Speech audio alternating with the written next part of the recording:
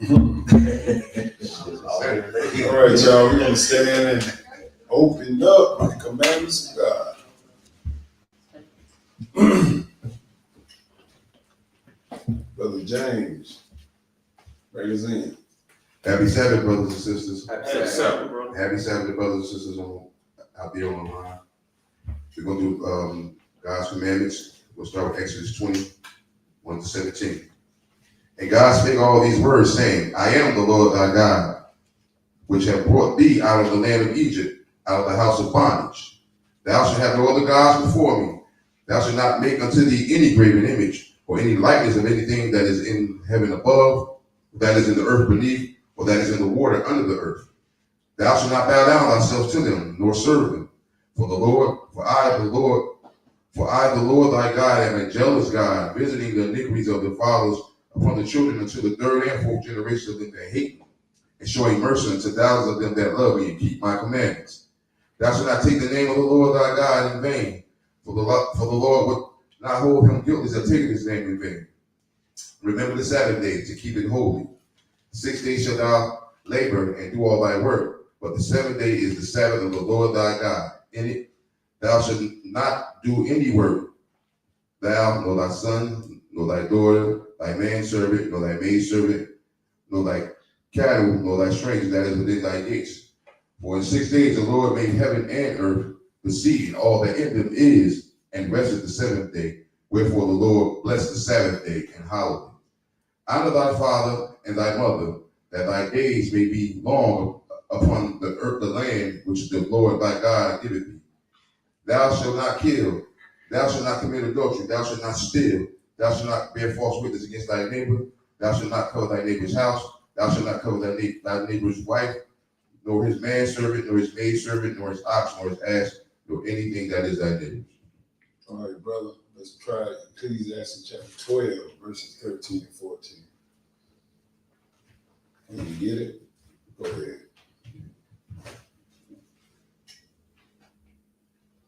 Let us hear the conclusion of the whole matter. Fear God and keep his commandments, for this is the whole duty of man. For God shall bring every work into judgment with every secret thing, whether it be good or whether it be evil. All right, John chapter 14 and 15. If ye love me, keep my commandments. Revelation chapter 22, verses 14 and 15. When you get it, go ahead.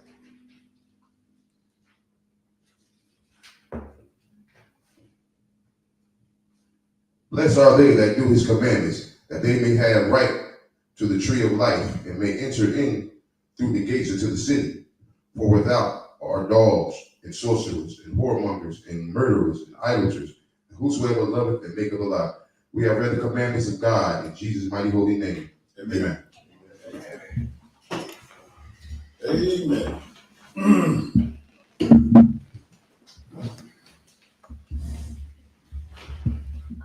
First and foremost, we have to like to give praise and honor to the God of Israel, which is Jesus, our Lord and Savior. Today we're here on the Sabbath day, the seventh day of the week, God's holy Sabbath. We're remembering what he told us to do, which is keep it holy. I'm going to give you the title of the lesson. The title of the lesson is Prepare for a Bad Economy. Prepare for a bad economy. I try to do this lesson every year because, the economy slip up on a lot of people, and the churches and Israel don't really talk about it, how you need to prepare for it. If you don't see what's going on around here, got gas prices up, almost $2 up. You got food prices up. If you go into the stores, everything is up. You got rent, raising your rent, raising your taxes on your houses. But one thing that ain't going up is that pay, your paycheck. So we got to make sure that we make the necessary adjustments in life when we have this bad economy come up, because a lot of us don't know how to cut back. What I mean cutting back, unnecessary spending. You're talking about clothes, you're talking about shoes, you're talking about smoking, you're talking about drinking, alcohol, all those extracurricular activities that you do outside of paying your bills, when they get tight, you need to cut that out or cut it down. Because you got to have an emergency fund for you to help yourself. But a lot of people today, they don't develop an emergency fund. They don't think they need it until something go wrong. And now you're asking everybody, can you let me borrow this? Can you let me borrow that? And when you done had, a lot of us have the money already with the income tax check or a bonus on your job, or you might get some money. But most of the time when people get extra money, they think they can do extra fun.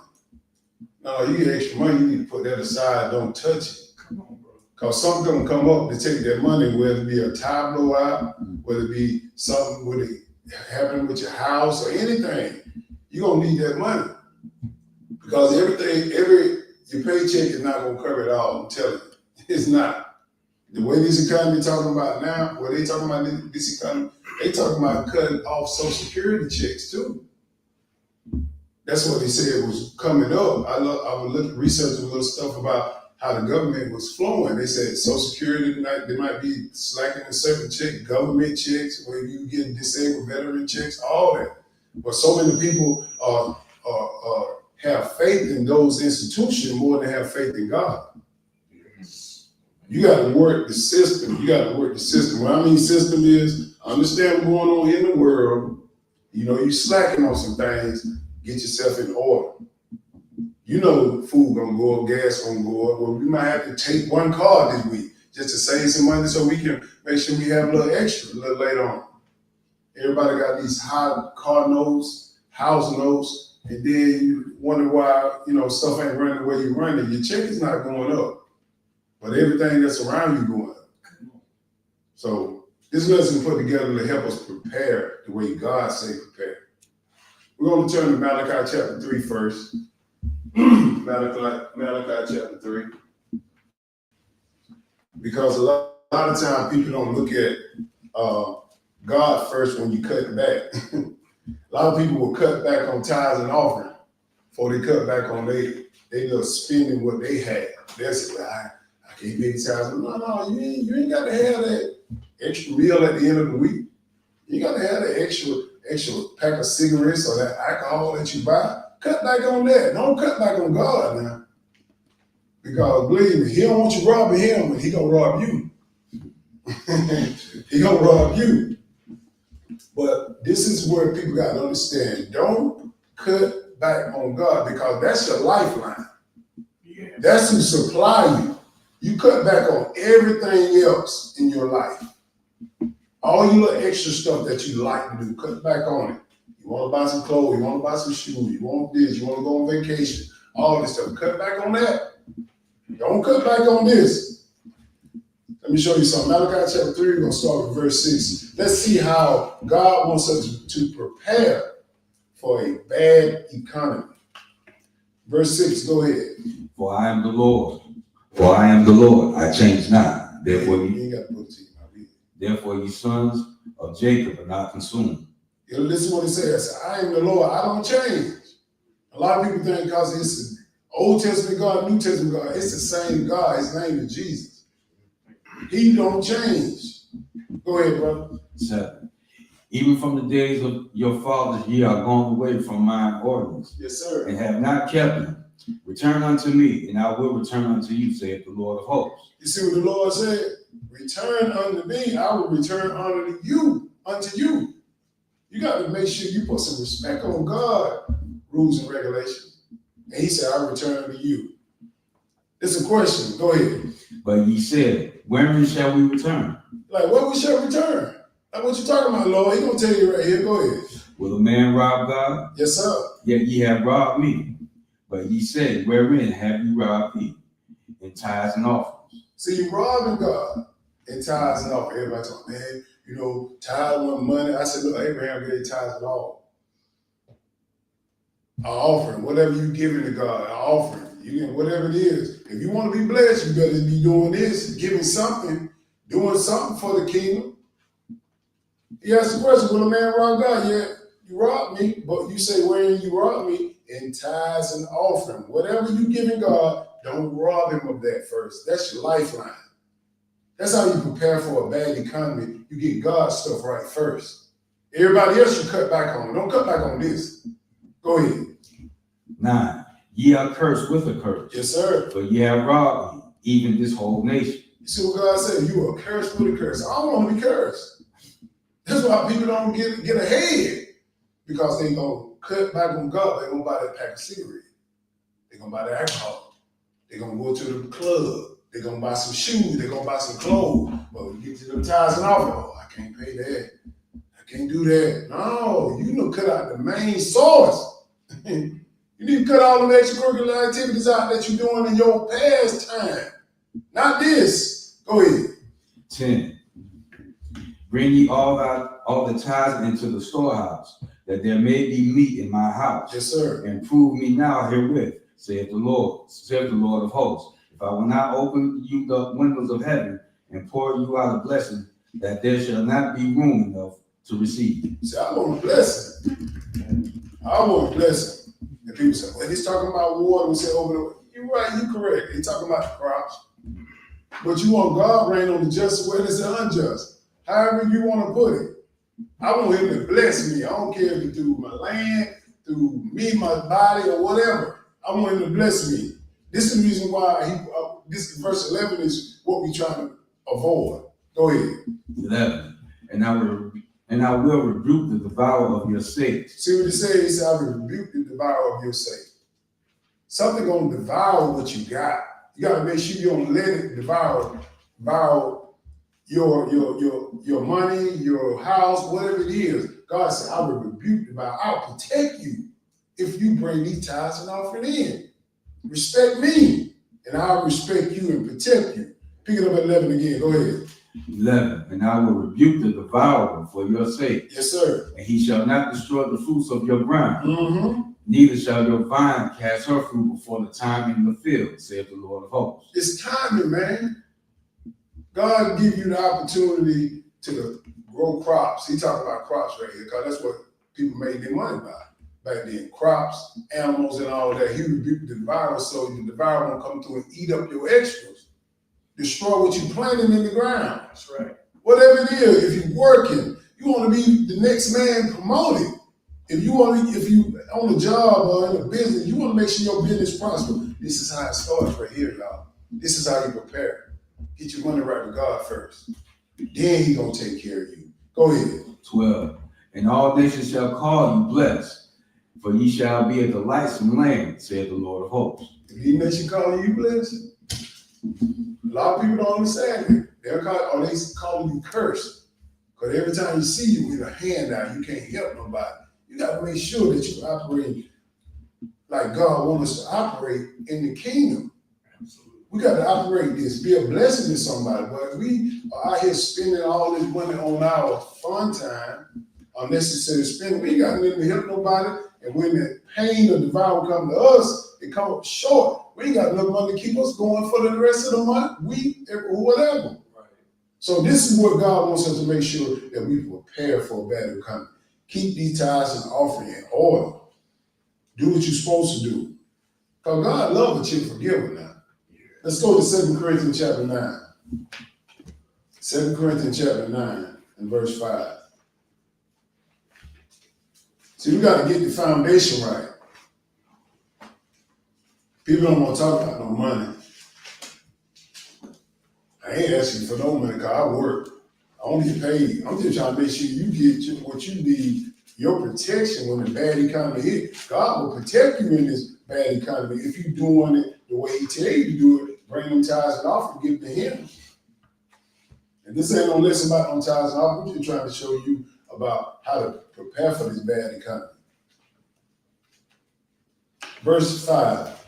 God loves a cheerful giver who happy to give. Don't give it if you it's grudgingly like, oh, I don't want to give it. No, you might well keep it. Just keep it. Verse 5, go ahead. Therefore I thought it necessary to exhort the brethren, that they will go before unto you and make up beforehand your bounty. Understand what a bounty is. Money. Your bounty. Go ahead. Where ye had noticed before that the same might might be ready as a matter of a bounty and not as a covetousness. He don't want you to covet the bounty. Whatever you give to God, money, time, whatever you give to God, he don't want you coveting what you giving him. Because it's not yours. Them 10% ain't ours. He give you 90, you can't give him 10? Come on, bro. I can do a lot with that. He can make me do a lot with that 90. Go ahead. 6, but I say, he which soweth sparingly shall also sparingly. Also, it shall reap sparingly. Excuse me, now we can read that. Mhm, But I say this, he which that soweth sparingly shall reap also sparingly, mhm. and he which soweth bountifully shall reap also bountifully. God is an equal opportunist. He said, look, man, you give more, you're going to reap more. You give less, you're going to reap less.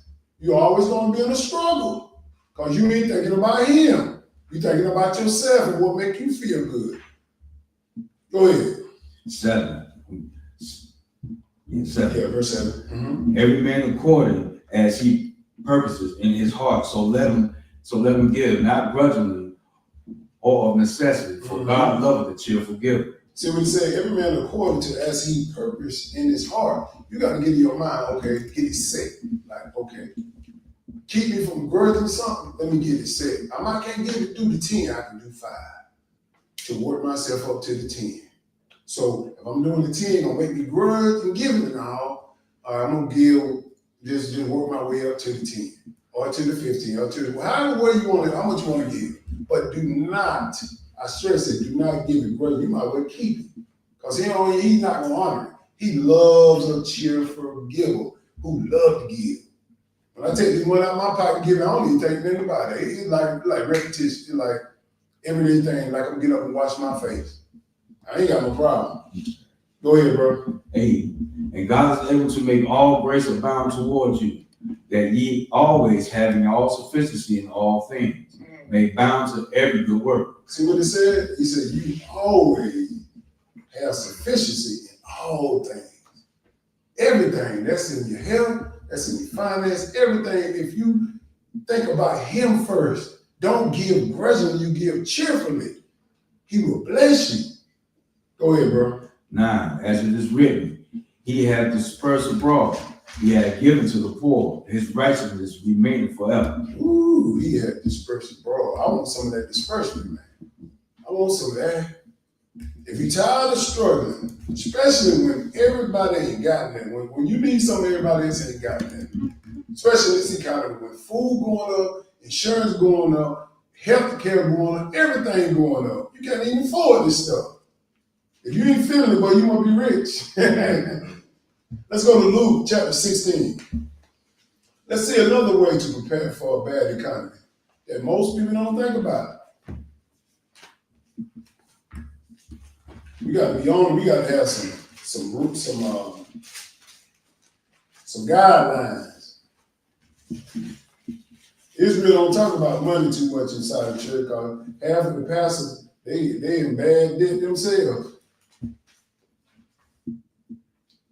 Oh, he sure can preach, but he's a bad negotiator when they talking about money.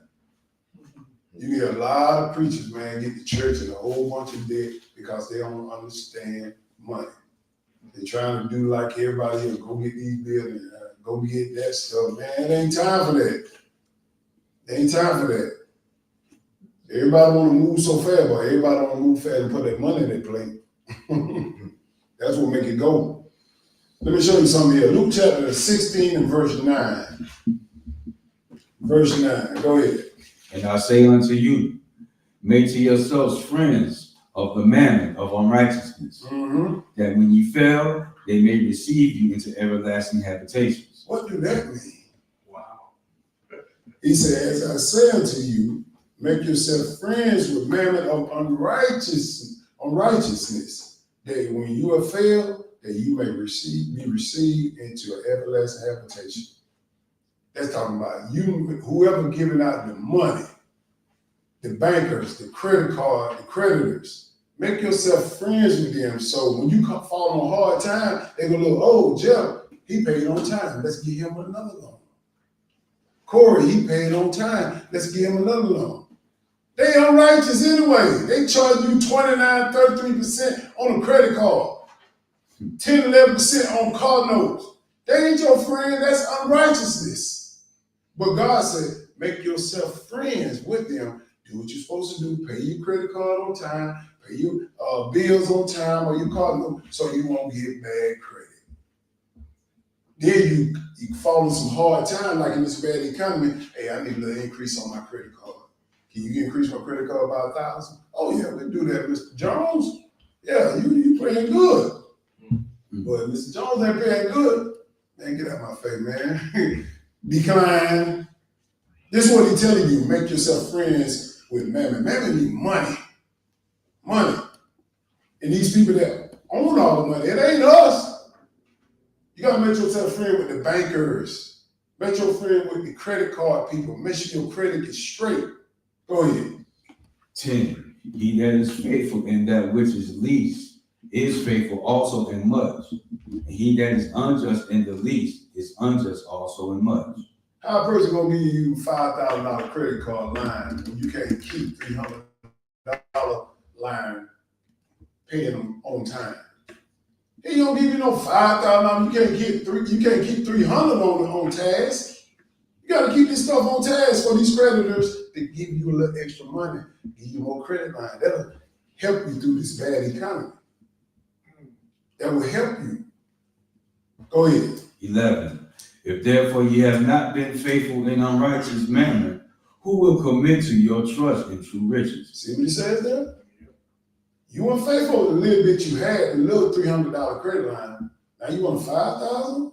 Ain't nobody gonna give you that when you can't pay $30 or $10, $15. If you get a $5,000 credit line, you gonna max that out. That's gonna be a $200 or $300 payment on that credit card.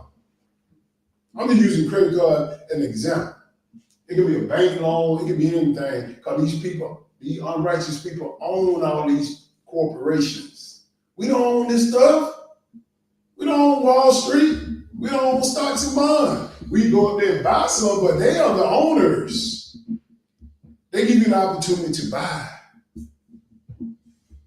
Go ahead, bro. 12. And if you have not been faithful in that which is another man's, who shall give you that which is your own?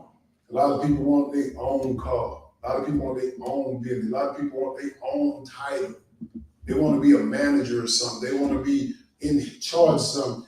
You ain't even being faithful under the guy that got you under him. You cut through him or her. This is how you prepare for a bad economy. Make sure you take care of other people first. Make sure you're doing what they told you to do. If your boss or whoever it is tell you to do something, do it. Do it to your best ability. Don't be a slacker. Slackers don't get promoted. They don't. People always say, "Man, you trying to do too much?" No, I know what my bill look like. I know I need some money. You ain't got it. I'm gonna do what I'm supposed to do the best I can do it. Forget all that slacking. I've done that before. That don't make you no money. That don't get you in no spots, no higher spots that you can prosper. Go ahead, bro. You finished with that? Yeah. Let's go to Luke. Same book, Luke 14:28. We got to see these different tools that we can use that God put in His Bible. This is how you prepare for a bad economy. Luke 14 verse 28. Go ahead, bro. For which of you, intending to build a tower, sitteth not down first and count the cost, whether he has sufficient to finish it? See, this is the person that can budget. Understand that if you got a $2,500 month, what you bringing in, $2,500 a month, you got to budget that. Some people got $1,000 rent, car note $700, light bill $300, car insurance $200, cell phone bill, internet bill $150. That's $2,300 already, and you ain't bought no groceries, you ain't put no gas in the car, and you ain't bought no toiletries, that tissue paper and all that. Where you gonna get that extra money from? It started when you went out there and got that house, or when you went out and got that rent. My thing is, I learned from a long time ago, you need to prepare your household on one income first. one income. If you a husband and wife together, believe me, like, look, if something happened to her or something happened to me, one of us can take over the bills without stressing. But if I max it out on both our bills and something happened to me, what are they gonna leave the household? We're gonna lose the house. That's what I'm saying. You got to count the cost. Sit down and add it up. Because if you don't add it up, a bad economy will wipe you out. If you ain't got a good money management skill, this bad economy will make you or break you. Go ahead, brother. 29. Less happily after he had laid the foundation and is not able to finish it, all that behold it began to mock him. See what I'm saying? That's a person going out there getting his house, building his house, or going to get some rent that he know that he don't have enough money to stay in the neighborhood, or she don't have enough money, or the couple don't have enough money to stay in the neighborhood. Base it off one income. Count the cost, cause anything can come up and throw you off. You can get sick, you can't go to work. But if you base it off one income, your wife can take it over, you can take it over. Or you save some money, you can look in your reserve, you can get it out of that. But if you're not counting the cost, like James Brown said, you got to count the cost to be the boss. A lot of people ain't counting it. They think, oh, they're gonna be all right, they're gonna let me pass through. No, they ain't. A lot of people had to find that out during COVID. They let you slide with your rent. They let you slide with your light bill. But then they came back and said, oh, you got to pay that now. What you mean? I thought you giving that to me. No, we just let you slide a little bit because we knew what the situation it was. That's what people got to understand. Go ahead, bro. Verse 30, saying, this man began to build and was not able to finish. Because a lot of people looking for you to fail. Y'all went out there and got that big house. Y'all went out and got all that stuff. They're like, oh, they ain't gonna have it. They waiting on you to fall. They waiting on you. That's what I'm saying. This lesson prepares you. Don't over budget. Be a great budgeter. Sit down and write your stuff down. I got a calendar that I put all my bills on. When I'm brushing my teeth, I'm looking at what week 1, what I got to pay. Week 2, what I got to pay. All that stuff. I'm positioned. So whatever I have left over week 1, guess what I do? I save it. I don't go on week 2, week 3, oh, I'm gonna get ahead of these bills. No. You save it. Then you go to week 2, you might come up short week 2. Then you got a reserve. You can go and pinch off what you save.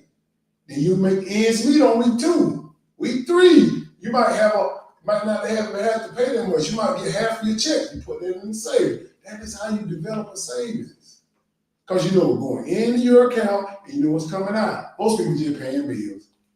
Oh, what I got to pay this week? Oh, what I got to pay this week? Believe me, that'll have you broken and broke. I done that before. I need a calendar. I need something that goes an itinerary or a lesson plan. I need to see it.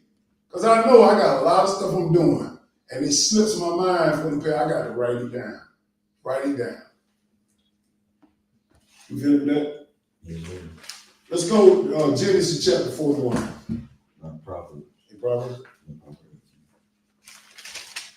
Yeah, right. Proverb 18. Proverb 18. In order for us to prepare for bad economy, we have to learn our skill set. Everybody got a skill or a trade that God given you. But if you don't know it, how can you operate a stream of income? You got a lot of people who are out of position. They're trying to do what somebody else doing. No, God gave you. You will give. Everybody got a different gift. You got to figure out what you're good at. If you're good at cutting grass, hey, cut grass. If you're good at tutoring, hey, tutor. If you're good at cutting out, cut out. But you got to figure out the gift that God gave you, and you got to work it. I work mine to the fullest. I already know what my gift is. Trying to add some more. Proverbs chapter 18, we're going to start at verse 16. Go ahead, brother. A man's gift maketh room for him, and bringeth him before great men. See, have you figured out your gift? How can you go before a great man? You don't know what you're supposed to be doing on earth. God give everybody a gift. It ain't one gift greater than the other. It's about what you can do. Work that to your best ability. Yes. Work that to your best ability. Jump down to verse 20. Go ahead. A man's belly shall be satisfied with the fruit of his mouth, Yes, sir. and with the increase of his lips shall he be filled. Believe me, you got a good talk game, you know your game.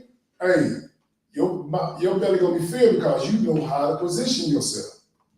But if you don't, your belly ain't gonna be filled. Go ahead. 21. Death and life are in the power of the tongue. Power to what? Of the tongue. How you talking, Israel? That will mess a lot of us up. We got good talent, good skill, but they talking. You talking out of turn, cutting people off when they own your right to get promoted. You know, you got to make sure that you understand how to position yourself. Because if you get all excited, emotional, because something ain't going right, one other thing going, you done threw your whole promotion out. Say, I was going to do Brother James right, but nah, he too hot of a head. I can't put him in a position. You got to think about all that. Start at 21 again. Go ahead. Death and life are in the power of the tongue. Yes, sir. And they that love it shall eat the fruit thereof. You going to eat the fruit of life or you going to eat the fruit of death? You choose it. It's in the power of your tongue. You got to make sure you recognize your gift. I can't tell you your gift. Sometimes I can, but you got to figure out what's comfortable to you. I thought football was my gift. Thought I was going to make it. And I hated everything about football besides game day. And going out there jumping around and scoring and tackling people. I like that, but practicing, going to school, I hated everything about it. Hated everything. Lifting weights, all that. But in order for me to get to that part of game day on Saturday, when we breaking the Sabbath, I had to train, do whatever they tell me to do, get the schoolwork and all that. But when I find barbering, oh, I like doing that. Oh, it feels like a glove. Ain't no problem with that. That was, I understood it was my gift. It wasn't football, it wasn't all that stuff, it was barbering. Never thought about this at all in my life. Let's go to Genesis chapter 41. Let's look at some gifts here so you can understand what I'm talking about. And your gift don't have to be big. People think their gift got to be something extravagant. You know, look at Joseph. His gift wasn't big, but he showed and impressed the right person at the right time. I mean, this is not, once you figure out what your gift is, I don't care if you're 80 years old, 60 years old, 50 years old, however long it is, I don't think your time is up. Colonel Sanders, he created Kentucky Fried Chicken when he about 60-something. When he came up, it's just, you got to understand what you're supposed to do. You got to figure out your gift so you can prepare for this bad economy. Instead of working, doing everything else that God ain't called you to do. Let's look at Joseph and his gift. It sure made room for him. Genesis chapter 41, we're going to start with verse 1. Go ahead, my brother. And it came to pass at the end of 2 full years that Pharaoh dreamed, and behold, he stood by the river. So Pharaoh had a dream that God gave him for Egypt at the time. We're going to find a little bit, we're going to talk a little bit about the dream. Go ahead. And behold, there came up out of the river 7 well-favored kine and fat flesh, and they fed in the meadow. Go ahead. And 3, and behold, 7 other kine came up after them out of the river, ill-favored and lean flesh, and stood by the other kine upon the brink of the river. So God gave Pharaoh a dream about some animals. Some were lean and some were fat. And he didn't know what was going on. But he kept having these dreams. Go ahead. 4, and the ill-favored and lean flesh kind did eat up the 7 well-favored and fat kind. Yes, sir. So Pharaoh awoke. So he woke out the dream. Go ahead. 5, and he slept and dreamed the second time. And behold, 7 ears of corn came up upon one's, And he slept and dreamed the second dream, and behold, 7 ears of corn came up upon one stalk, ranking good. I understand. God said, look, you want to get it that way, we're going to dream about some corn so you can see it. But we're going to get in all to both of these dreams, but I'm going to tell you what he was dreaming. Go ahead, jump down to verse 8. Verse 8. Go ahead, brother. And it came to pass in the morning that his spirit was troubled, and he sent and called for all the magicians of Egypt, and all the wise men thereof. And the Pharaoh told them his dream, but there was none that could interpret them unto Pharaoh. Don't let that be you. Don't let that be me. You working for a company, and when your boss calls you, say, "Hey man, tell me what's going on." You're like, "I don't know." You lost your opportunity. You also lost your opportunity to excel in the company. Why? Because a lot of us ain't on our job. A lot of us ain't thinking about our job. When the boss asks you something, you need to be like, "What do you like?"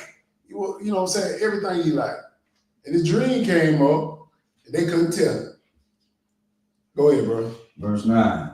Then spake the chief butler unto Pharaoh, saying, I do remember my faults this day. Understand that Pharaoh about to fire every last one of them because they're going to tell him his dream. But the butler was in jail with Joseph when he had these dreams. And Joseph interpreted his dream. He told him that he's going to go back to being the cupbearer of Pharaoh. And he told him about this other thing about the baker. Go ahead. 10. Pharaoh was wroth with his servants and put me inward in the captain of the guard's house, both me and the chief baker. You understand that? He said, the Pharaoh put us in jail. But we found a guy now named Joseph. He interpreted our dream. The baker and the butler. Go ahead. 11. And we dreamed a dream in one night. I and he, we dreamed each man according to the interpretation of his dream. Go ahead. And there was there with us a young man, an Hebrew servant to the captain of the guard. And we told him, and he interpreted to us our dreams. How long? Go ahead. To each man according to his dream, he did interpret. How long Joseph was in jail before the dream came up? Joseph was in jail about 13 years. He came in at 17. 13 years. And this one opportunity, he seized it. He didn't just, when he was in jail, he's still prospering in jail. But when the big dog or the big man came up, Pharaoh, now it's time for him to put his gift on display. Listen what he did now, keep going. 13. And it came to pass, as he interpreted to us, so it was. Me he restored unto mine office, and him he hanged. Because Joseph told the chief butler, he said, look, man, you're going to be back in Pharaoh's house. You're going to be becoming the butler again. But the baker, you're going to be hanged in 3 days. And he said, all of what he said came about because he interpreted our dream. That was his gift. What's your gift? So when the king come and talk to you, and you can tell him something so he can promote you. That can be a boss. That can be a business owner, whoever it is.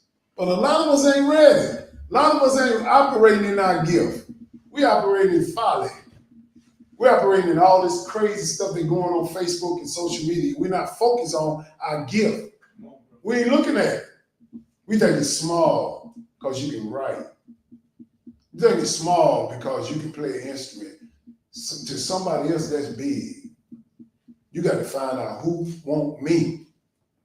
Go ahead. 14. Then Pharaoh sent and called Joseph, and they brought him hastily out of the dungeon. And he shaved himself and changed his raiment and came in unto Pharaoh. Understand me, Joseph didn't know how to do nothing else but what? Interpret dreams. That seems small to a lot of people, don't it? But it's big when the big dog come and ask you about something, when the man that got all the money. Go ahead. 15. And Pharaoh said unto Joseph, I have dreamed a dream, and there is none that can interpret it.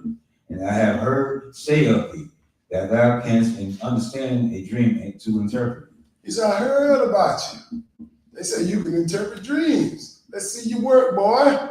Go ahead. 16. And Joseph answered Pharaoh, saying, This is what I like what Joseph said. Pay close attention to this. Pick it up 16 again. Go ahead. And Joseph answered Pharaoh, saying, It is not in me.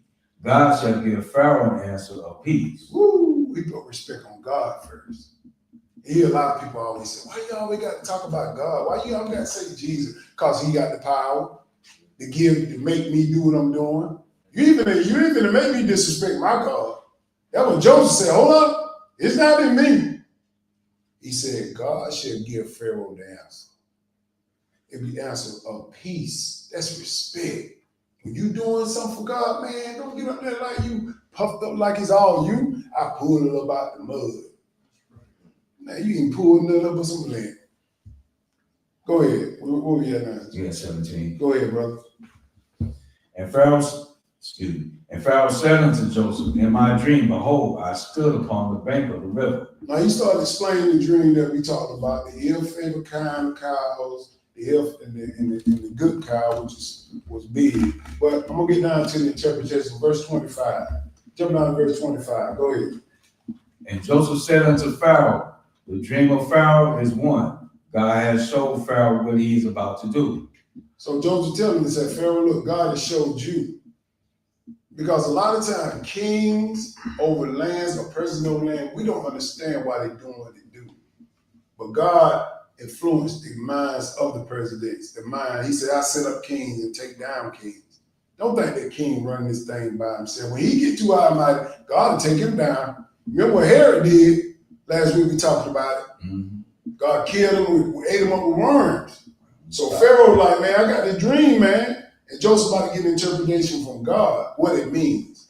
Go ahead. 26, the 7 good kind are 7 years, Mm-hmm. and the 7 good years are 7 years. The dream is one. He said in the same dream, the 7 good kind, the 7 good years, like 7 good years, meaning that you're going to have plenty. Like a lot of people get income tax check for 7 years and nothing go wrong, but what they do with the income tax, spend it on their lavish lifestyle. Put that money aside. Don't touch it. Don't touch it. If you're going to touch it, pinch off a little bit. He was telling Pharaoh, them 7 good years, they're good. Them 7 good years in the same dream. Go ahead. 27. And in the 7 thin and ill-favored kind that came up after them are 7 years. Mm-hmm. And the 7 empty years blasted with the east wind shall be 7 years of famine. Now you're going to have 7 good and 7 bad. 7 of famine. Go ahead. 28. This is the thing which I have spoken unto Pharaoh. What God is about to do, he showeth unto Pharaoh. Who he showed it to? Pharaoh. Showed it to the king of the land. He showed it to the man that was in power. And the king of the land, he did the responsible thing. He like, man, let me find somebody. He didn't care who Joseph was. He didn't care he was a Hebrew. If it wanted himself would have did the same thing, told him, he went with him. But God will position you. You just got to make sure you know what your gift is. You got to know what it is. You got to find it. Joseph already knew. His daddy taught him early. Jacob taught him early. Go ahead. 29. Uh-huh. Behold, there comes 7 years of great plenty throughout all the land of Egypt. 7 years of good plenty of income tax. I'm just putting a language term so you can understand. Good years of bonus. Ain't nothing went wrong with your car, house, anything. But most people spend up all their money in them good years. You got to save it. Go ahead. 30. And there shall arise after them 7 years of famine, Mm-hmm. and all the plenty shall be forgotten in the land of Egypt, and the famine shall consume the land. He said it's going to be 7 years of famine. You got 7 years of good and 7 years of famine. He giving this to Pharaoh so Pharaoh can save the land of Egypt. Yes. He trying to save the whole land. He ain't just talking about Pharaoh, he's talking about everybody. Because he has the power. He's the president. Go ahead. 31. And the plenty shall not be known in the land by reason of the famine following, for it shall be very grievous. You know how it is. When it's going good, you don't want to stop. A lot of people say, man, I had 3-4 good years, I'm in the black. I got plenty of money. Then you spending all the plenty of money, and now here comes the red.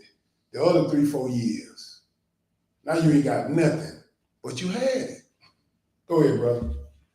32. And for that the dream was double unto Pharaoh twice. Mm-hmm. It is because a thing is established by God, and God will shortly bring it to pass. God showed Pharaoh 2 times in 2 different dreams. He's like, he's going to bring it shortly to pass. Go ahead. Now therefore let Pharaoh look out a man discreet and wise, and set him over the land of Egypt. Now he's looking. Anybody looking for you? Israel? Do you have anything? Do you understand your gift? That's why they ain't looking for us. Because we are on this folly, this foolishness, this fighting, all this stuff that's going on in the world. That's what we're known for. But Pharaoh said, I'm looking for a man out in the street and wise to set him over the land of Egypt. He, believe me, I guarantee he tried to find another Egyptian, but he couldn't find nobody like Joseph. Go ahead, brother. 34. Let Pharaoh do this, and let him appoint officers over the land, and take up the fifth part of the land of Egypt in 7 plenteous years. See, he understood what do. He said, take up a fifth part, put it back. Because he understood the famine was coming after these 7 plenty years. He put back a fifth part of the land of corn, grain, so he could survive the famine. How many else putting anything back? That's right. This is the example for us to understand. Go ahead. 35. And let them gather all the food of those good years that come, and lay up corn under the hand of Pharaoh, and let them keep food in the cities. See, understand, Pharaoh knew what to do. God knew Pharaoh knew what to do. He put it in the hands of somebody who knew what to do. People say, oh, that's an evil man, but an evil man, he knew what to do. He said, Nebuchadnezzar is my servant. I said, hey, say, sir, Nebuchadnezzar didn't praise God, but he knew what to do. Go ahead, bro. 36. And the food shall be forestored to the land against the 7 years of famine, which shall be in the land of Egypt, that the land perish not through the famine. See, if he didn't take charge of this, the whole land of Egypt would die off. So he put it in the hands that man could make it happen, which is Pharaoh. Go ahead. 37. And the thing that was good in the eyes of Pharaoh and in the eyes of all his servants. And Pharaoh said unto his servants, can we find such a one as this, a man in whom the Spirit of God is? You know, I guarantee Pharaoh was looking down in that land and said, man, can we find another Egyptian that can handle this job? He couldn't find no Egyptian. He had to give it to Joseph. Joseph went from the jail cell to second in command, vice lord, vice president. He's going to tell you here, go ahead. 39. And Pharaoh said unto Joseph, for as much as God hath showed thee all this, there is none so discreet and wise as thou art. So when Pharaoh take a job application, you're like, man, I can find nobody. Let me go and give you the job. God, ain't nobody can do this but you and your God. Let me go and give you the job. That's how a man of power thinks. He don't get into his feelings. I got to like him all the way. No, he or she doing the job. I ain't got to like you to put you in a position to make me some money. That's what people got to understand. Stop going off liking. If that man or woman can do the job, give it to him. Oh, he gay. Oh, they are homosexual. I don't know about doing that. Hey, he can do the job. Let him do it. As long as he don't bring it on your first self. I got to live from that a long time ago. Go ahead. Verse 40. Thou shalt be over my house, and according unto thy word shall be all my people be ruled. Only in the throne will I be greater than you, greater than thou. Can you understand that? The man was just in jail yesterday, in the dungeon. Now he's going to be second in command. Only person higher than him is Pharaoh. Woo, that's a promotion, boy. Yes. How many of us know our gift to get there like that? It's on your job, it's in your business, but you too badly thinking about folly that they can't use you. Go ahead. 41. And Pharaoh said unto Joseph, see, I have set thee over all the land of Egypt. He set him over what? All the land of Egypt. All the land of Egypt he set him over. Because of what? He interpreted one dream. That's all it takes. I like these stars out here have this one-hit wonder will pay them for the rest of their life. Johnny Depp just got paid on Friday night. Everybody know that song, don't they? What other songs he had? Don't nobody know the other song, but he still ate off that song. Just like Joseph, he ate off his gift, his dream. You need to find it in this bad economy. A lot of people don't know it. And then if they know it, they don't respect it enough for God to use them. Because they ain't got confidence, they ain't got faith. If God give you something, you have the confidence in it. I mean, the first time I ever started barber, I told my people, my folks, my family, I'm finna quit my job. They said, what, you crazy? I said, I don't care if you see it. I know what God showed me. I don't care. I quit it next day. But I've got some preparations intact now. I ain't just quitting and doesn't have a plan. You gotta have a plan now. Go ahead, bro. 42. And Pharaoh took off his ring from his hand and put it upon Joseph's hand, and arrayed him in vestments of fine linen, and put a gold chain about his neck. But put a choke on his neck, boy. Put him in Jesus' feet. No, he put him in Jesus' feet. Put a ring on the finger. Man, you come from the jail cell. Now you got jewelry, money. You the man. I can imagine how that feel. God, boy, that's a good feeling right now. Go ahead. 43. And he made him to ride in the second chariot. You got a Cadillac? In the second chariot. Second chariot. You know that thing related. Now that's a car. To us. You put down the old clunker, now you gonna ride the good with the vice lord, you vice president. You riding the good chariot behind me though. Go ahead. 43. And he made him to ride in the second chariot which he had. And they cried before him, bowed the knee, and he made him rule over all the land of Egypt. Bow down. They had to bow the knee to Joseph. I bet they said, man, that cat was in jail yesterday. We got to bow down to him. Yeah, because why? He focused on his gift.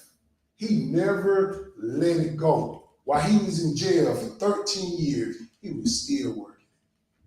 But we get in a situation where our feelings are hurt. You know, man, forget God. I don't want to do this no more. You lost it. Now you got to start all the way over again. Start all the way over again. You know, burnt bridges with everybody because of your feelings and emotions. Don't burn no bridge, man. Just go somewhere and cry in your room by yourself and fuss at the mirror. Don't fuss at the man who got power or the woman who got power. Don't fuss at them. Because they're going to take a mental note. Oh, yeah, he crazy. She crazy. I can't give them the position of power. Because they might spaz out on me. You finished with that? Yes, sir. Let's go to Luke chapter 12. God gives us a gift to work. Everybody got a gift. You just got to figure it out. And don't feel bad if something, you made some mistakes. We're going to make mistakes till we figure it out. You just understand your mistake and then you make it right. Because God wants us all to be working our gift when he comes back. I'm telling you, he wants us all to still be working. And believe me, it's going to be checks and balances too now. Much is given, much is required. I tell you all the time, Lord, I got the Bible shop you gave me. I put a Sabbath class up in here. We kept the Sabbath, we kept the holidays. I made sure we came together. You finna charge me wrongly. Luke chapter 12, verse 41.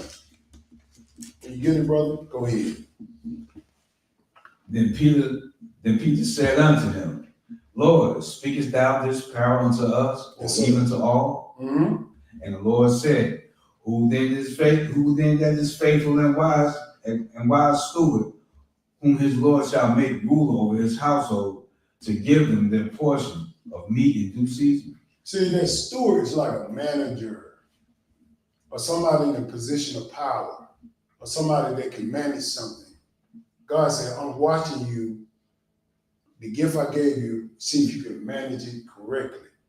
Because if you abuse this gift, I'm going to abuse you at the end. Because a lot of people like psychics.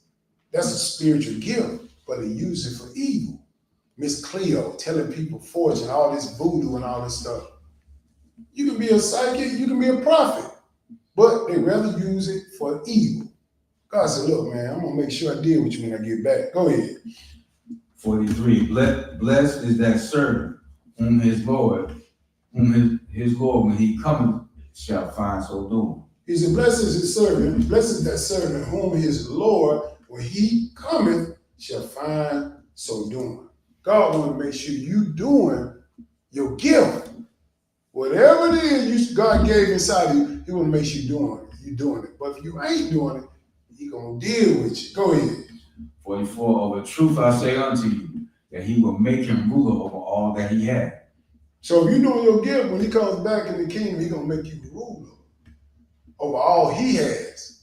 He's seen how Joseph dealt with Pharaoh in his kingdom. Guess what? Joseph gonna get a reward in God's kingdom. Go ahead. 45. And if that servant say in his heart, my Lord delay his coming, and shall begin to beat the men servants and maidens, and to eat and drink and to be drunken. See, a lot of times people abuse their gift. They say, the Lord ain't coming back right now. Let me go ahead and proposition this woman so she can have intercourse with me. Let me go get drunk. Let me go and eat and all the stuff I want to do. Just have fun with God money. You supposed to be working your gift and all you doing is getting drunk, abusing your power. God said, I'm going to deal with you now. Go ahead. 46, the Lord of that servant will come in the day when he looketh not for him, and an hour when he is not aware, and will cut him asunder, and will appoint him his portion with the unbelievers. Y'all know what that is.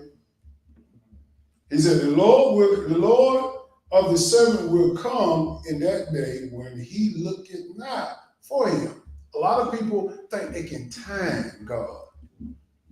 Well, I know when they build the third temple that we supposed to go to Jerusalem for 3.5 years and do this and do that. So I'm on time that. Man, he can kill you before that time happens. What you gonna do then? You've been partying on God money, you've been doing all this stuff on God money, and you were looking at the third temple. God said, you about to die tomorrow. Like he told that man with all that money, you about to die tomorrow. You don't even know. We don't know when we're going to die. Stop trying to premeditate this stuff like you can just jump in and jump out when you want to. Jump in there and you going straight to hell. Go ahead, bro. 47. And that servant which knew his Lord's will, and prepared not himself, neither did according to his will, shall be beaten with many stripes. Ooh, he said that servant that didn't prepare. You got to prepare for everything you do. This lesson is about preparing for a bad economy. And also, this is about preparing for the kingdom of God too now. Because he's going to judge us off everything that we do. Them the people that know, like a lot of these preachers out here, they know we're supposed to be keeping the Sabbath. They know about the dietary law. But they think they're going to jump in at the time and say, Lord, forgive me. Hey, you don't know when you're going to die. Don't play like that. He said you're going to be beaten with many stripes. Meaning that when you go to hell, your hell might be a little higher than the rest of the people hell. Different levels, I believe in different levels of hell. Because everybody going to have an eternal body. God going to turn the heat up on your body or turn it down. Go ahead. 48. But he that knew not and did commit things worthy of stripes shall be beaten with few stripes. Mm-hmm. For unto whomsoever much is given, of whom shall much be required. And to whom men have committed much, of him they will ask the more. See, I'm scared. See, God give you a lot, you understand a lot, he gonna judge you the strict, he gonna judge me the strict. Much is required for the person that knows a lot. Versus a person that don't know very much, kind of struggling, like a lot of people who are illiterate in slavery and stuff like that. God said, I'm gonna judge them a little different. I judge you. You can read, you can write, you understood these scriptures, but you just didn't do it. The people that were ignorant, they didn't know how to get in line. But you and I, we know how to get in line. We're reading this stuff. We're not illiterate. This is what he tells us. We're gonna be beaten with many stripes, y'all. I just want to make sure you understand when you're preparing in this bad economy, don't just think about the economy and your lifestyle. Just think about the kingdom too. Because whatever God give you, your gift, it's going to be judged how you did it according on this earth. You're going to be judged what you did on this earth. Let's go to Psalm 37. Psalms 37 and verse 23. And like I said, when you're preparing for this, we're gonna make mistakes. Don't think you're gonna like, okay, I'm gonna be perfect. Ain't nobody perfect. So don't tell yourself, okay, you see some stuff that you ain't doing right in the lesson. You just learn from it. Take accountability and make it better. That's all we can do.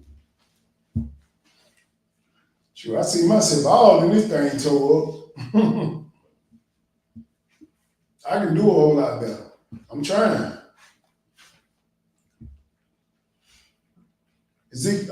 Psalms 37 verse 23. Let's see this.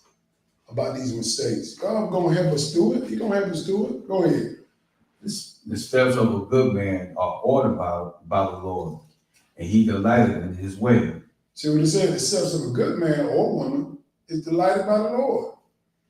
When we doing these commandments the way God said doing, instead of trying to meet the approval of the world, he delighted in us. Forget about what the people are saying about you in the world. Go ahead. They ain't got no heaven and hell to put you in. Go ahead. 24, though he fall, he shall not be utterly cast down, for the Lord upholding him with his hand. See what I'm saying? Though he fall, we're going to fall. We're going to make mistakes. But the Lord will hold you up. Just get up. I was telling my son, just take accountability. Don't try to blame everybody for something that you did. That's showing maturity. That's showing you growing up when you say, yeah, I did it, my bad. But when you say, oh, they made me do this, they made me do that, point fingers at everybody. No, point fingers at you. Because I remember I used to point fingers at everybody. No, he did this, she did it. This is what, no, Jeff, you messed that up. That was on you. You ain't had to react like that. You could have just walked away, but you wanted to try to prove a point. As we see people do today, they try to prove a point that somebody dead, somebody hurt. Go ahead. 25, I have been young, and now am old. Yes, sir. Yet have I not seen the righteous forsaken, nor his seed begging for bread. Woo. See what I'm saying right now? He said he ain't never seen the righteous forsaken or his seed, their children begging for bread. Because the righteous gonna do what's necessary to keep God on the right side.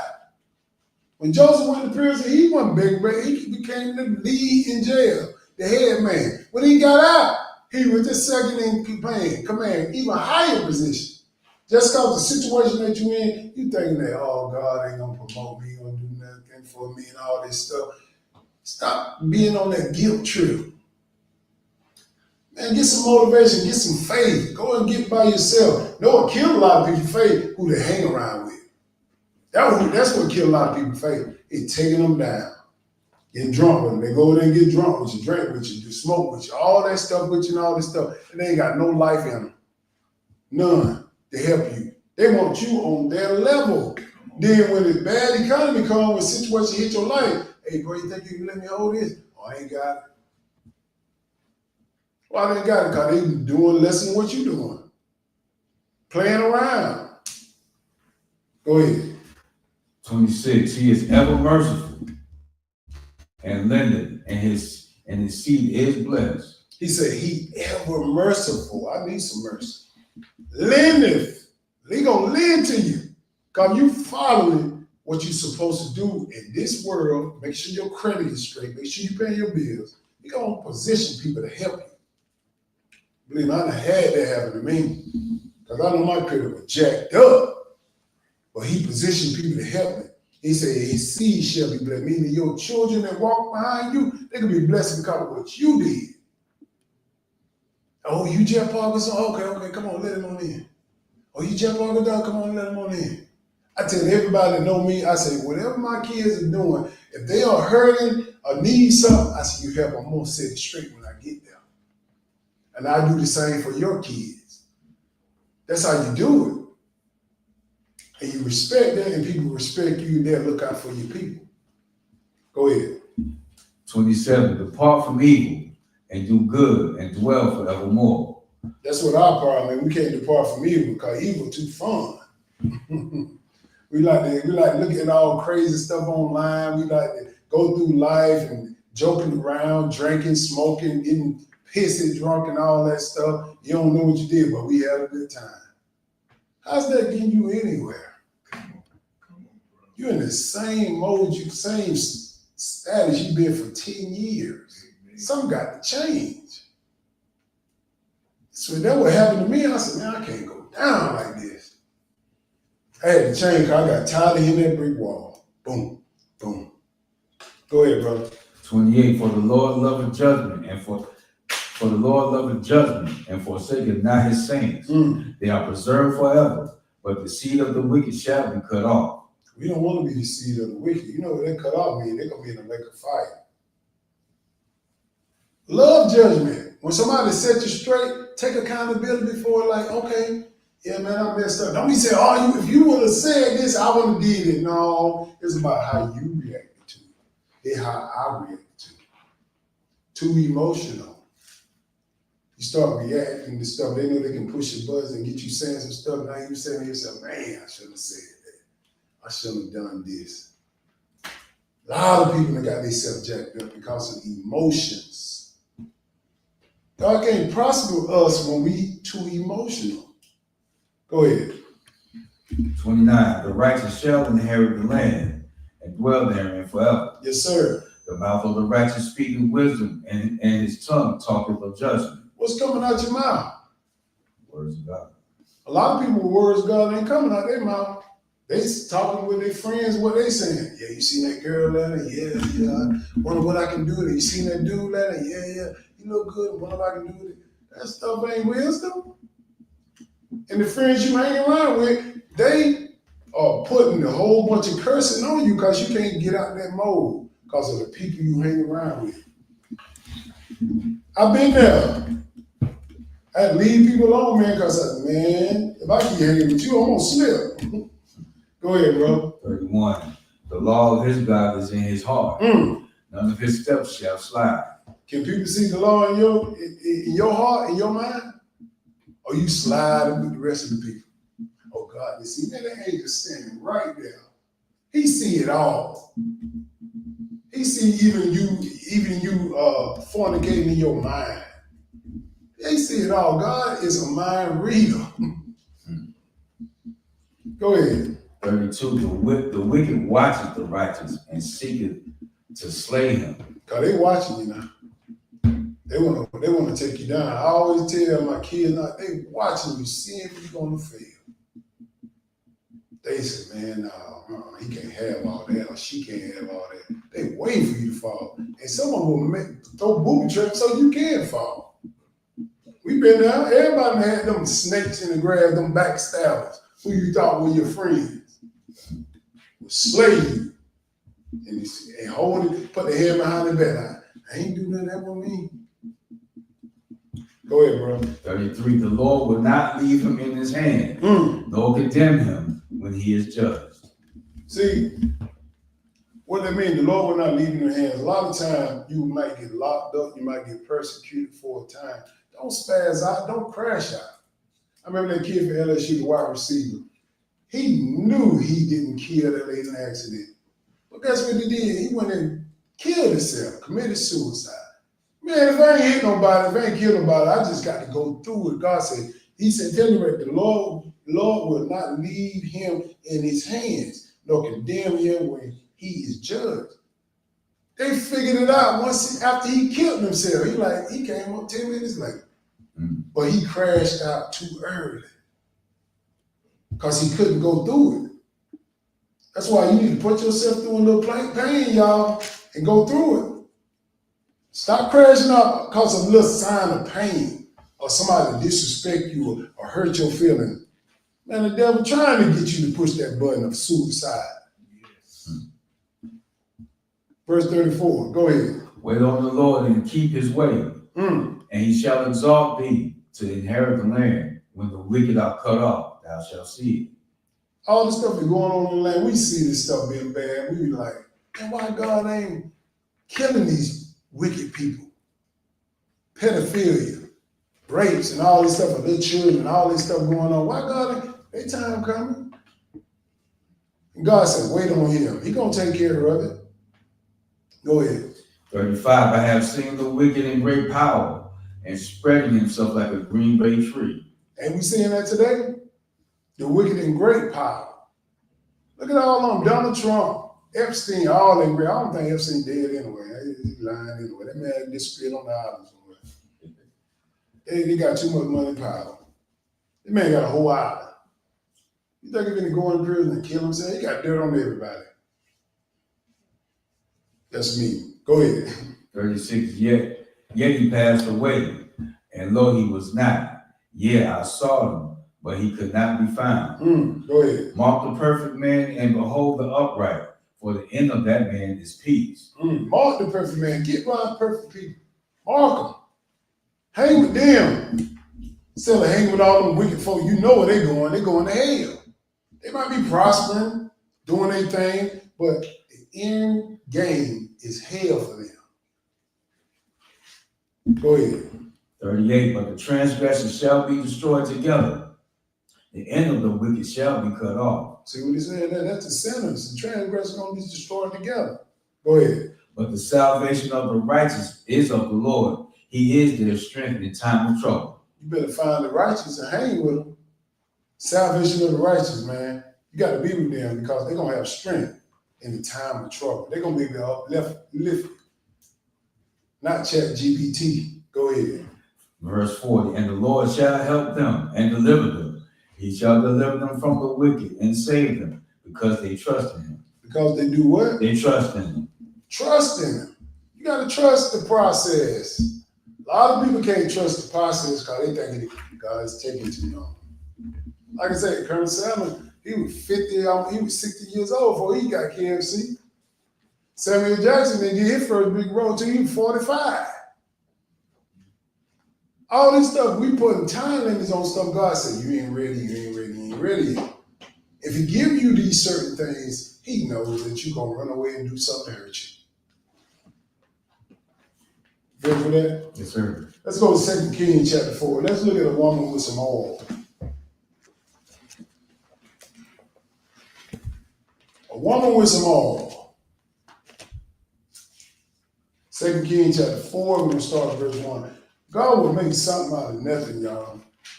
Stop thinking what you have is nothing. He will make something out of nothing. Let me show you about this woman with this oil. Verse 1, 2 Kings chapter 4, verse 1. Go ahead. Now there cried a certain woman of the wives of the sons of the prophets unto Elisha, saying, thy servant, my husband, is dead, and thou knowest that thy servant did fear the Lord, and the creditors is come to take unto him my two sons to be bondmen. She's saying her husband is dead.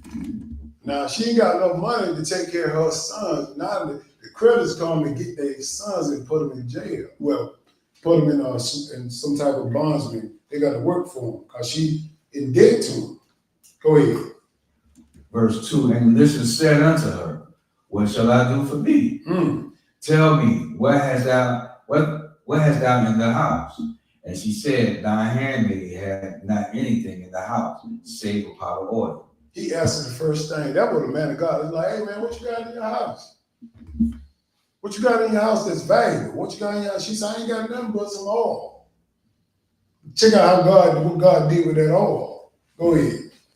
Verse 3, then he said, go borrow the vessels abroad of all thy neighbors, even empty vessels, borrow thou a few. He said, go borrow all them pots and pans, everything you can borrow, and we're going to see if we can work with this oil.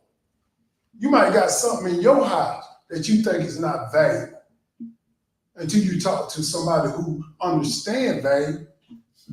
Most people don't understand value. But get it to the right man, get it to the right woman, they will flip that. And Elisha going to show her how to flip it. Go ahead. Verse 4, and when thou art come in, thou shalt shut the door upon thee and upon thy sons, and shalt pour out unto all those vessels, and thou shalt set aside that which is full. Because a lot of times when you're doing stuff for God, you can't let everybody see it, man. That's right, exactly. You got to build in private. He said, come on in, shut the door. We don't need to let everybody see it. You got all the vessels, now we finna see God work. A lot of times we want to go and announce, tell everybody this, tell everybody that, and then next thing you know, they get to talking, now they're killing your faith. I ain't saying nothing. I'm gonna do like he did. Come on in, get your son in, and y'all get these vessels out. We finna show you what the Lord gonna do with these vessels. Go ahead. Verse 5, so she went from him and shut the door upon her and upon her sons, who brought the vessels to her, and she poured out. They started pouring it all out, and all the vessels, pouring it all out. Go ahead. And it came to pass, when the vessels were full, that she said unto her son, bring me yet a vessel. And he said unto her, there is not a vessel more, and the oil stayed. He said, bring me more vessels. Bring me more vessels. I think about this lady called Marie Callender. She cooked one pie. And look at her now. She's a multi-million, billion-dollar lady off of one pie. She got it to the right person. The person that she was working with was this man. He had a burger joint.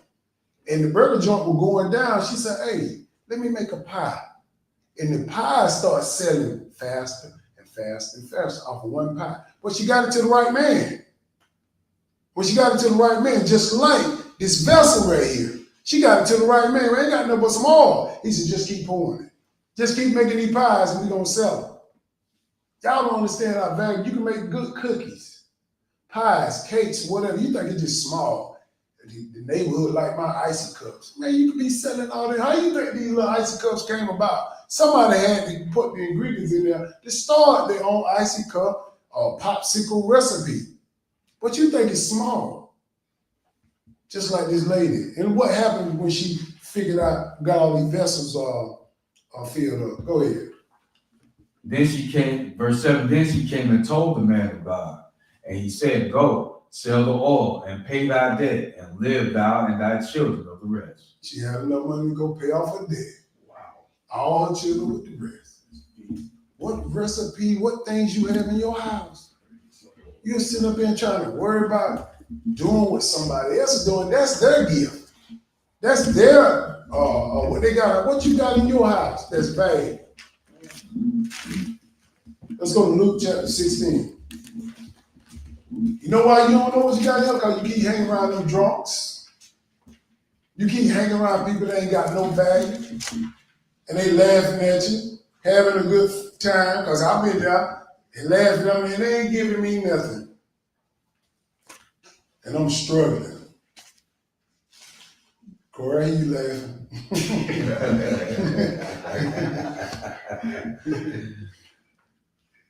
Keep hanging around, I'm telling you, man, that's what the old saying, yeah, birds of a feather flock together. They can't recognize the good and the bad, because all y'all looking alike. All y'all got a bottle. We don't know you the righteous man of God. All y'all got a cigarette in your mouth or a joint in your mouth. We don't know. I can't deal with them right there, man. Them boys, they're a little different. But when you approach a person the right way, they can build with you. They can build with you. That hold a lot of people down. I know a lot of smart people that walk around this place on foot, got more knowledge than anybody, but they're not in the right position. They're not around the right people. They're not looking the part. Let's look at something else. Look at a manager here. Luke chapter 16 and verse 1. All these things I'm telling you, helping you prepare. So when that bad economy hit or that bad year comes, you'll have something in reserve. Put some money aside. Put some aside. Pay a light bill up. Luke 16:1. Go ahead.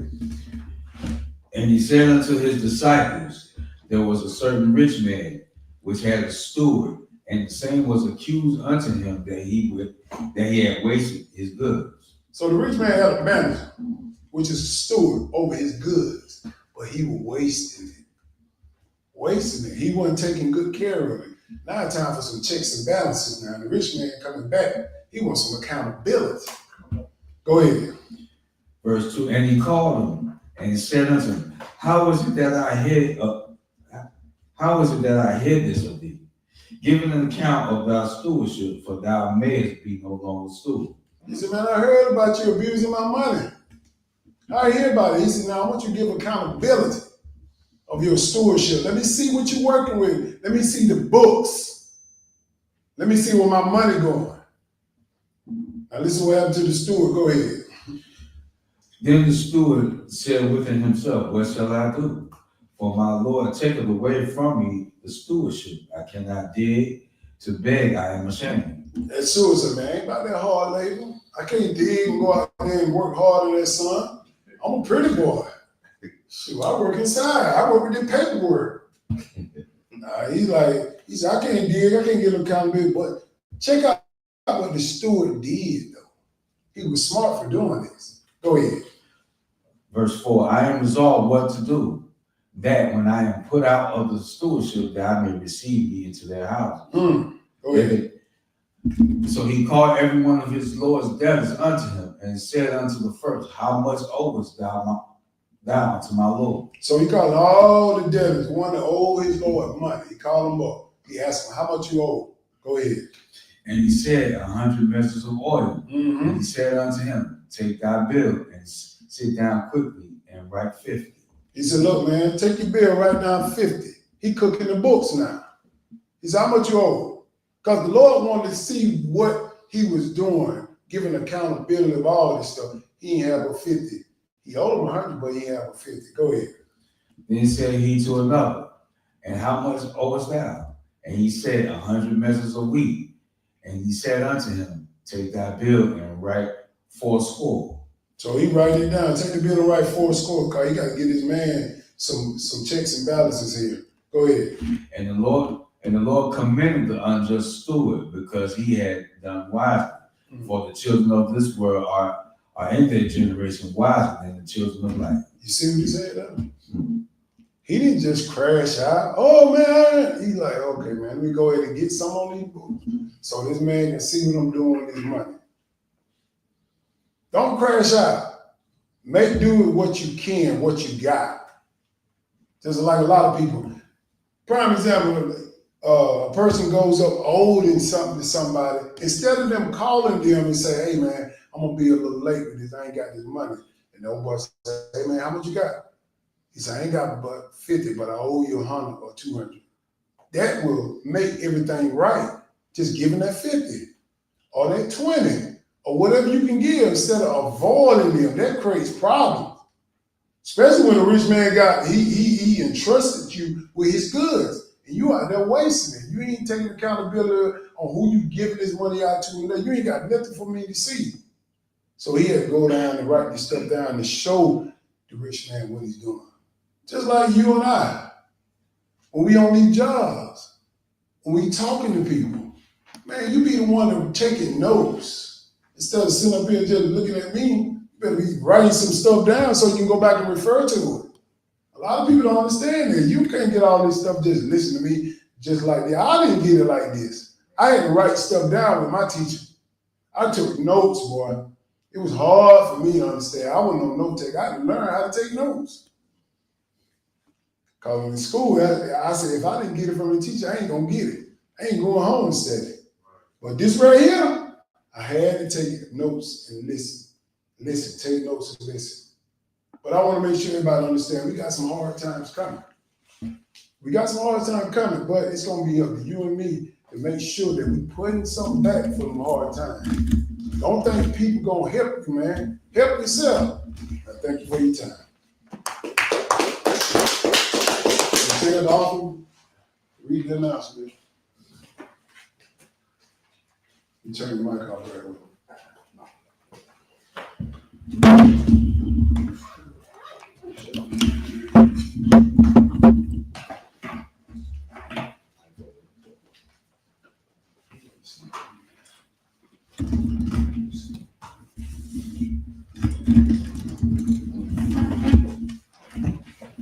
Here at the House of Israel, we have a dress code. Men and boys, no tank tops, flip-flops, shorts, muscle shirts, sagging pants, hats, ripped jeans. If the jeans are ripped without showing skin, they are okay. Women and girls, no slides, tank tops, halter tops, low-cut blouses, leggings, body suits, ripped jeans, no cleavage showing, no bra strap showing, no short skirts or dresses. Be mindful of your dresses and skirts because when you sit down, they can come up and show your thighs. This can be a distraction from the lesson. There will be no cross-dressing. Men should not wear women clothing, nor women wearing men clothing. If this happens, you will be asked to leave until you can dress appropriately. Romans 12:1, present your body as a living sacrifice, holy, acceptable unto God, which is your reasonable service. Cell phones and tablets. If you are using one during the lesson, please make sure you are not on anything that is pertaining to the lesson. Instagram, Facebook, Twitter, Snapchat, etc. Baptism is a reminder. Also, if anyone needs prayer, let Pastor Jeff know. The Passover is coming up. It begins Wednesday, April 1st, sundown, and ends Thursday, April 2nd, sundown. Service will be on Wednesday, April 1st, Time will be Seven. announced. at 8 p.m. When you see the time, just say it be announced. To be announced. Okay. Unleavened bread begins Thursday, April 2nd, sundown, and ends Friday, the 3rd, sundown. Time will be announced. Unleavened bread, the second part of unleavened bread. It begins Wednesday, April 8th, sundown, and ends Thursday, April 9th, sundown. All right. You don't get to.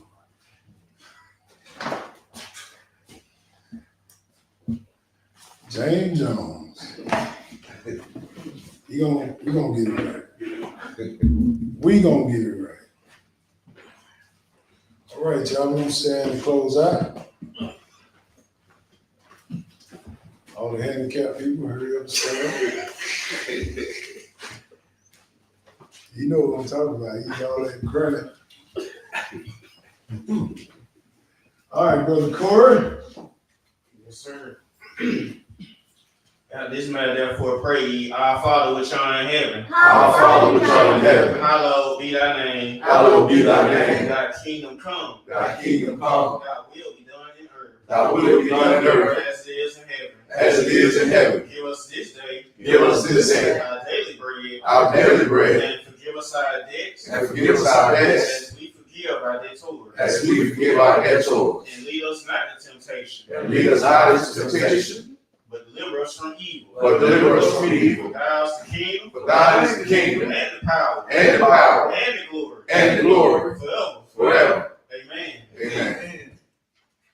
Praise the Lord. Praise the Lord. Praise the Lord. Praise the Lord. Praise the Lord God of Israel. Praise the Lord God of Israel. Who's the king? Jesus. Who's the king? Jesus. What is the whole duty of man? Fear God and keep his commandments. What is the whole duty of man? Fear God and keep his commandments. Hallelujah. Hallelujah. Hallelujah. Hallelujah. Hallelujah. Hallelujah. In Jesus' mighty holy name. In Jesus' mighty holy name. Peace, God. Peace, God. Amen. Amen. What's up, man? Yeah.